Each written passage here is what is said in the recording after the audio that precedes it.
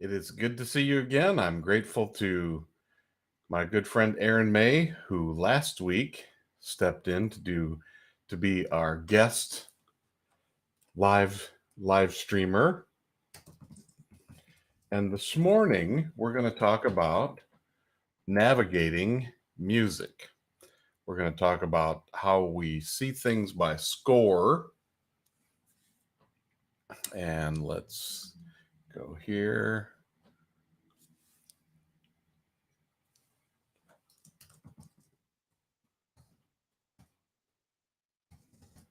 Okay. Oh, Facebook, do not finish my thoughts for me because you do not know what I'm thinking. So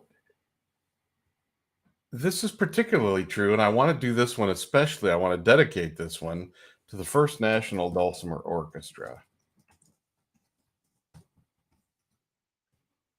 And led by Kirk and Judy House. There is a Facebook page for them. Let's see if I can find that. First National Dulcimer. Here's their Facebook page.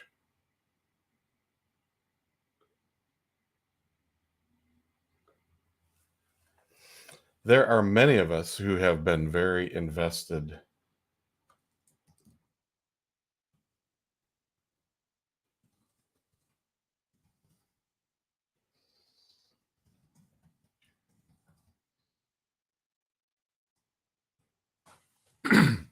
in providing opportunities for people to play music together. Now, jamming is one of those great ways to play. It does not require printed music of any kind. However, there are people who get together and play together in clubs or festival settings where people do have a book. In fact, Stephen Seifert and Dave Haas are people who have put together collections of tunes which are very popular in those settings. Tull Glazner has a great once a month tune resources on his website. Susan Trump has lessons in your living room. Larry Conger has done that as well. But these are all more focused on individual things or everybody playing the same thing. Multi-part playing with an ensemble is where everybody has something different to play. Tull Glazner is someone who's done a lot of those kinds of arrangements as well. It's been a project of mine for a long time let me share my screen.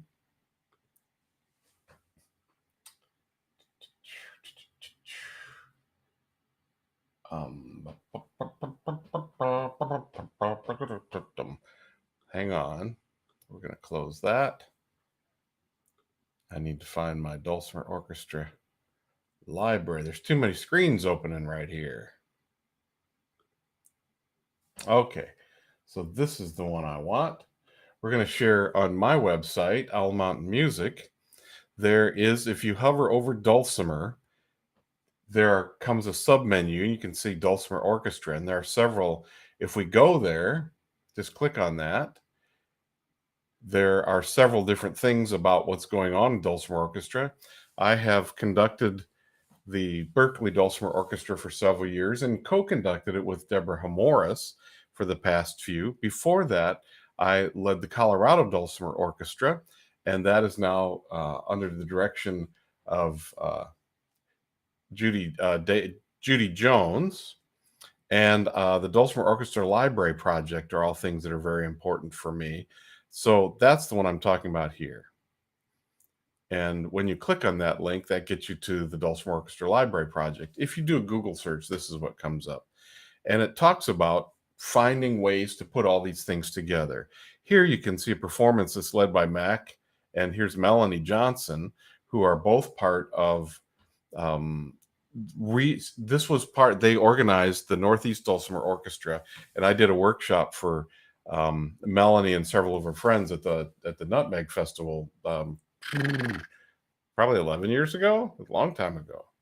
And then they started this. Now Mac and Melanie have retired and moved to Asheville, North Carolina, where they're doing the same thing. Kirk and Judy House are in Winston-Salem, and they're organizing things from there. This has a list of all the different places that I've done workshops, but also some titles that are in the Dulcimer Orchestra library that I have published. And I'm going to click on them so you can see that here. There are 31 different titles that are here so far. They aren't all in the classical genre. So you can see the first one is a All Right, Saw Right Blues, which is really fun. There's the English Country Dances by Deborah Morris. I added a part to that. Some hymns, Bach. We go to the next page. And this is all prelude to our topic today. Beethoven, even Chicago. Not all classical. Deck the Halls, some Christmas music, Creation of Ea, Jasmine Flower, which is a Chinese tune. I'm not exactly sure how that one got in there. Greek tune, Never on Sunday. Philip Rossiter, Italian. Rondo by Mouret, who's a French composer. Simple Gifts, a shaker tune. And there are just a lot of these things now available. And I'm continuing to work on more and seeking other people to do arranging for that. So I want to stop sharing that because I want to get to our topic today, which is navigating scores. Because when the music is written for this kind of playing does require some written music. So now let me share my screen and let's look at some typical endings and repeats, which is the first thing that I always do when I'm working with a group of people and have the music in front of us. We need to know how to navigate it. The easiest thing is a tune that just starts at the beginning and goes right to the end. Doesn't have any repeats at all. There are no dots. It just starts at the beginning. Everything in the Western world reads from left to right and top to bottom. So we'd start here and we keep on going until we get to the end of the song. But there are some songs where we repeat something. In fact, in a lot of fiddle tunes, we're going to expect there's going to be a repeat. There's going to be a part which is repeated and a B part that's repeated. The form of the song may be a little bit different than that. I've been teaching a jazz class in the 6 weeks terms of my personal classes. And there's a lot of tunes that have an AABA form before you go back and repeat. You do the first part, you repeat it, then you go on to the B part, sometimes called the bridge, and then you pick up the A part again. Then it's time to go back to the beginning and do it again. And these navigations are important in those scores as well. Now, say we want to just repeat the song because there's a lot of verses. That's one example for why there would be a time to repeat. 2 dots in the 2 center spaces facing back toward the beginning is the standard repeat sign. You get there, you go back to the beginning. But it's also possible to have a repeat sign that faces forward. And it wouldn't have to be back at the beginning. It could be at this measure right here. And then you just repeat from this one to that one, this one to that one, endlessly, unless there's some other instructions. Then there are those places where the first ending has a little bit of music that sends you back to the beginning. The second ending is often very much like the first ending, except for the last beat, which sends you on to the second part of the song. So I'd start here and I'd play through into the first ending, go to the double dots, come back to the beginning, and then this time the next time I get this far, it's because it said first ending, I'm going to skip that part and pick up at the second ending. And then after that, I'm going to go to the new section. The double bar is often a section marker. So look for that. It's like, oh, the music in this first part is going to be one kind. The music after that's going to be another kind. Maybe there's going to be a third or a fourth or a fifth time. And sometimes these are connected. There may be, like, it might say 1, 2, 3. And on the fourth time, then this will say fourth ending. So you'd repeat this first part, 1, 2, 3, however many numbers are in here. And the next time you're going to go and skip over it and go to the finish repeat. It's possible that the A section will have a repeat signs like this, the first and the second ending, and the B section will have something like that. You'll have to look at the music you have and know. Then there is another kind of repeat sign which doesn't involve the bar lines or these repeat little brackets at all. Start, and it has the finish thing in the beginning, but it says fine, and fine is Latin for finish. Now, I know in English that says fine. Well, when we finish, we're fine. But at the beginning, because this shows up here, we play right through it. And then we get to the double bar at the end and we look for some text, which is going to tell us what to do. DC al fine, da capo. DC is an abbreviation for da capo. Da capo means the head. So you get to here, you go back to the beginning. And then when you get to the fine, you finish. This one happens a lot in the classical music that I've arranged. Not all of them, but it happens several times. It's also possible that we don't go all the way back to the beginning. We go to where there's a sign and then go to the fine. Now, I neglected to put fine right here. So if you notice that there's a missing fine, good for you, eagle eye. But we'd start at the song, we'd play through the double bar, go to the end, says DS al fine, dal segno, go back to the segno, that's the sign right here, and that should say dal segno, not al segno. So I've got two errors to correct on here. This fancy S with the slash and the dots, that's the segno. Wherever that is, that's where we repeat to. And then we go forward until we get to the fine, which is the finish. Then there is a kind of ending where we play the song, and usually it has a DC al coda, DS al coda, some way to say we're going to go through this, but at some point we're going to get to the place that says go to the coda. And the coda symbol is a thing that it gets called colloquially trying to pronounce that. Familiarly is not easier. The gun sight. So you look for where the gun sight is in the music, and then you finish it. The double bar is a finish. The coda is usually a brand new piece of music that we haven't heard before. It's a special ending. And so this takes us, we go through what's familiar, we repeat it, and then it takes us to the coda. We go here, and sometimes it'll say coda beside the gun sight, and that from there to the end is the finish. Those are typical endings and repeats that we're going to see in musical notation. And being able to read those and find ourselves where we are in the music is one of those things that's it's necessary.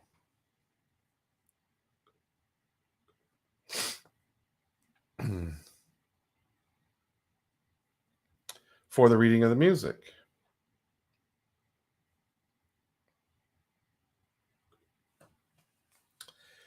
So that kind of navigation, knowing where we are in the song and how to get back to another place in the song, is really is a skill that can be developed. It's not impossible. It's just a skill.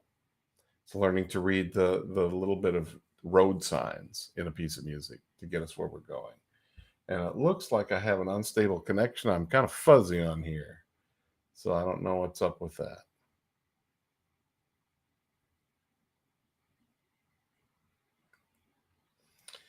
Now, knowing it and doing it is another thing. So sometimes it's important that people be able to open a piece of music. And in fact, that's not a bad idea. Let's see if we can find that. Beethoven. Let's look at Beethoven.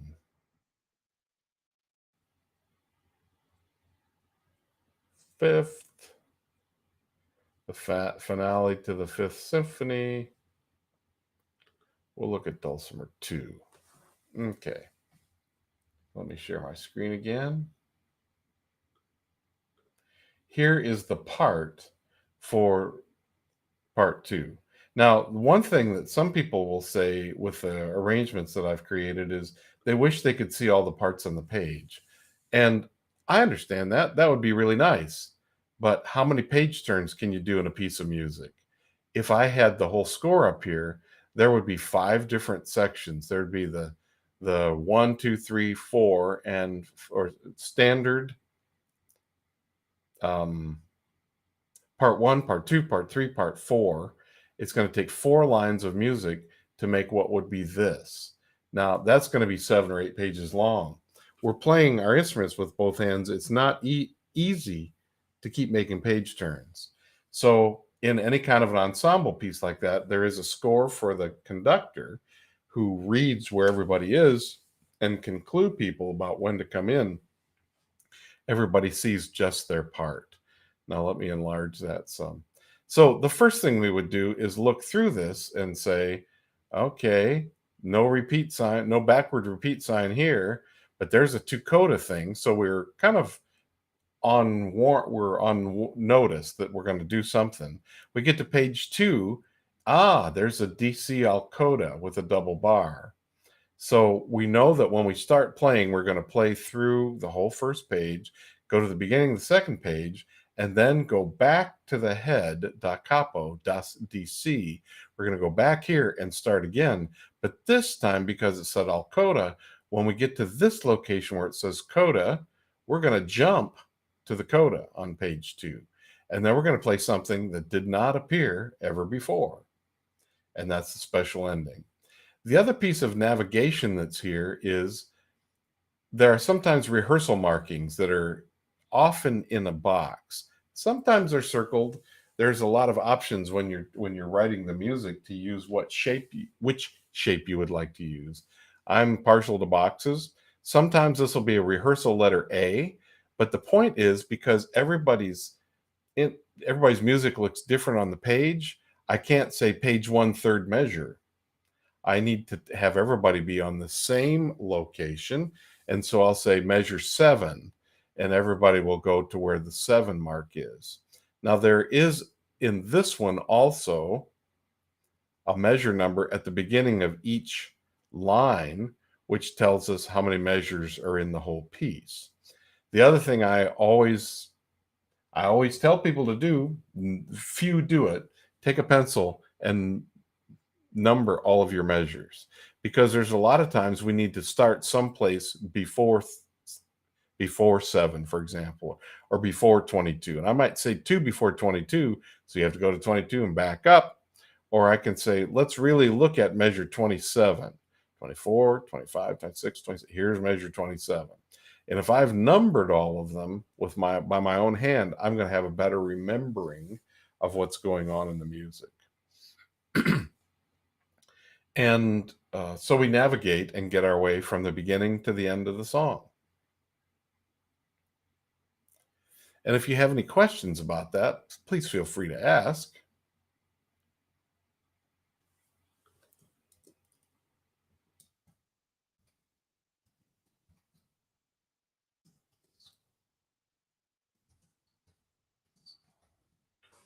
I'm just going to type that in. And if you don't have any right now, but you have them later, you can always ask me, steve@dulcimercrossing.com. The First National Dulcimer Orchestra has had 2 rehearsals so far.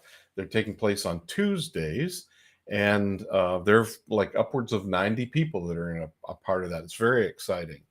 There are a lot of regional orchestras around the country, and there are also workshops or festivals where I've done workshops where we'll work on things and then share them with the group. The most recent was one where I did not work on them, but they had a class that worked on them themselves, and that was at the Lagniappe Dulcimer Fete in Port Allen, which is across the river from Baton Rouge, Louisiana, last year, which was the last festival that I got to be at before the lockdown for the pandemic. But at the Colorado Dulcimer Festival, the Dulcimer Orchestra had its performance, focusing on several different pieces, but celebrating Beethoven's birthday, 500th birthday, I think it was. Judy Jones had told us, and she'd done a really nice arrangement of the finale for the 10th Symphony, or the 9th Symphony, the Ode to Joy, that I was pleased to play the bass part in on a big dulcimer. The Berkeley Dulcimer Orchestra spent all last year in confinement. Let's see. Let me try something here. Oops, I need to stop sharing. Sorry. I sometimes forget that.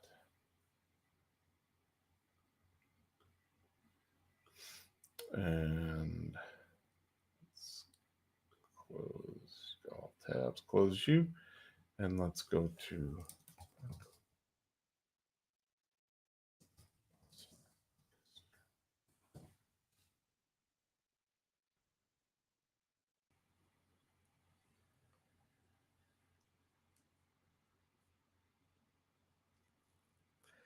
if you go to the Berkeley Dulcimer Orchestra,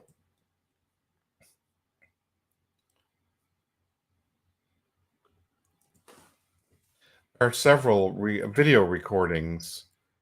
Let me share that again.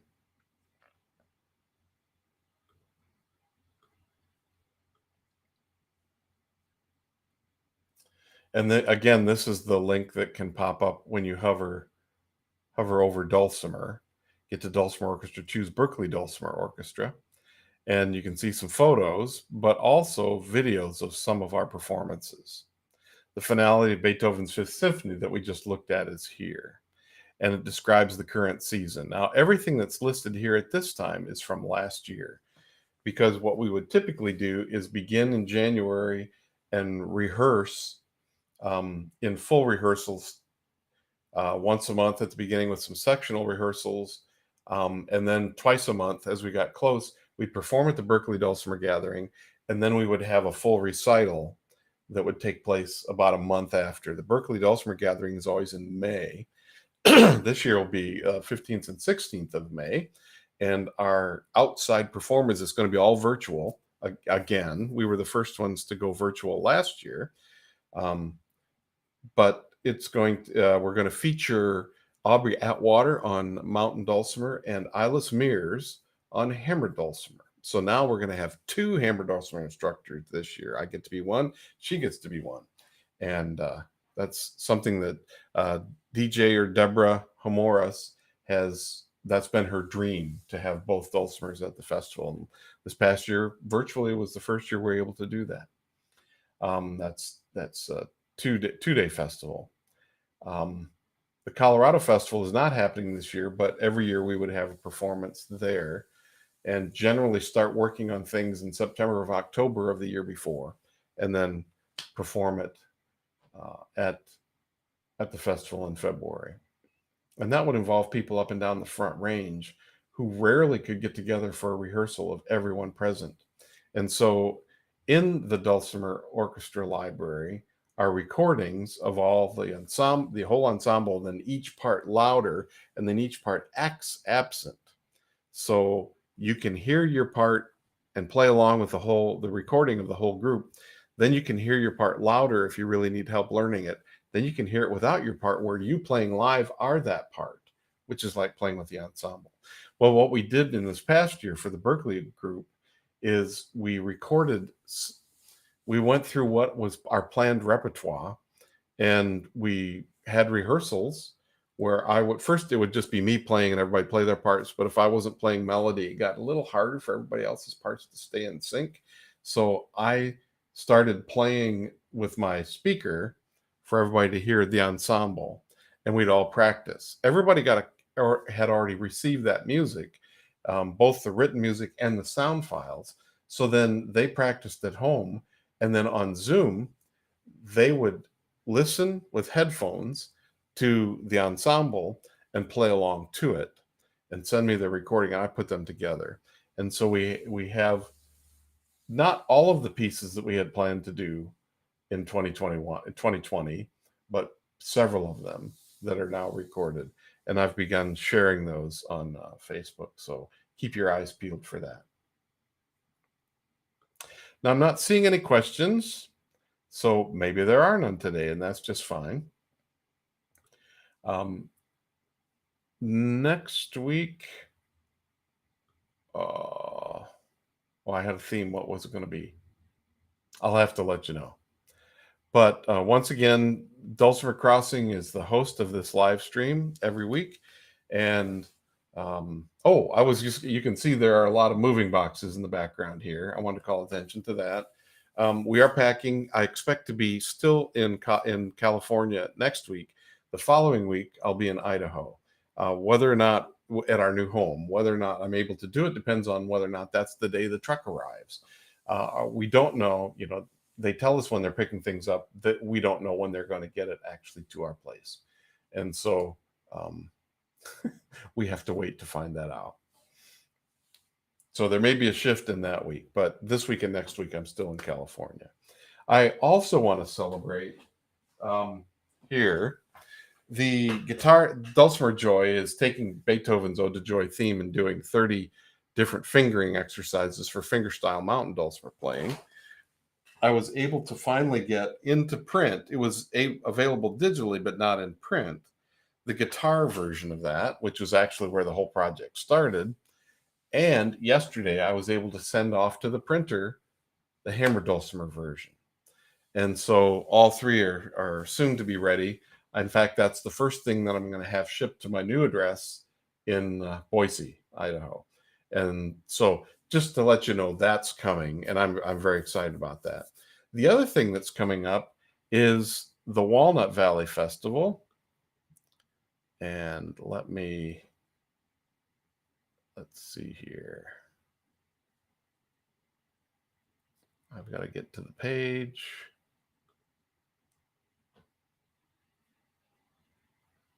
Bum, bum, bum, bum, bum, bum, bum. Okay, this might look a little wonky for a minute.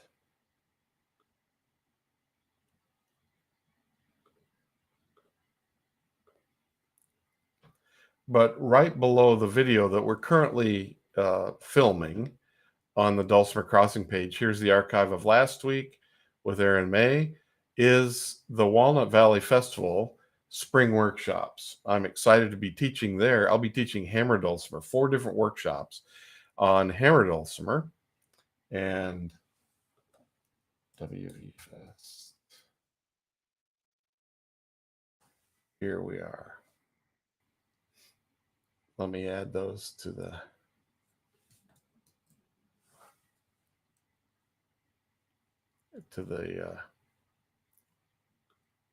chat here. There are several other mountain dulcimer instructors that are well known and well respected. And here is where those are. The deadline for registration is coming up, and I'll be teaching. I've got the melody now. First off, how do I learn and remember melodies? By eye and by ear. And then now I've got the melody. What's next? And these are all 90-minute workshops. Then using the Hammered Dulcimer Joy book that I just told you I sent to the printer, we'll go through and sample several of the arrangements. In 90 minutes, we won't have time to do them all. But I've done this workshop several times in 60 minutes. In 90 minutes, we're going to be able to sample more of them. And let's see.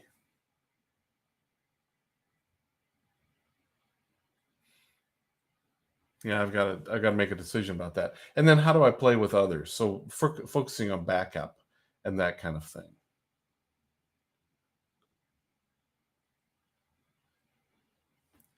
And so that's what I have to talk about right now.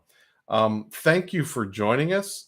As always, these are archived on the Dulcimer Crossing Facebook, Dulcimer Crossing's YouTube channel, and Dulcimer Crossing on Vimeo and our Dulcimer Crossing site.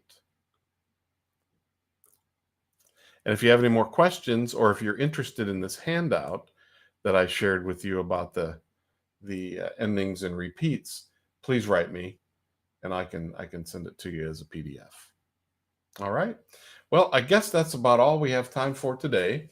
I'm getting ready to teach my kids' classes, and I'm excited about that. We got just a couple more weeks of that before we're off to the term is over, and we're off to the new land where we will be living. But thank you for sharing the joy of music in your world and among your circle of friends, and for expanding your horizons. And I'll look forward to seeing you next week.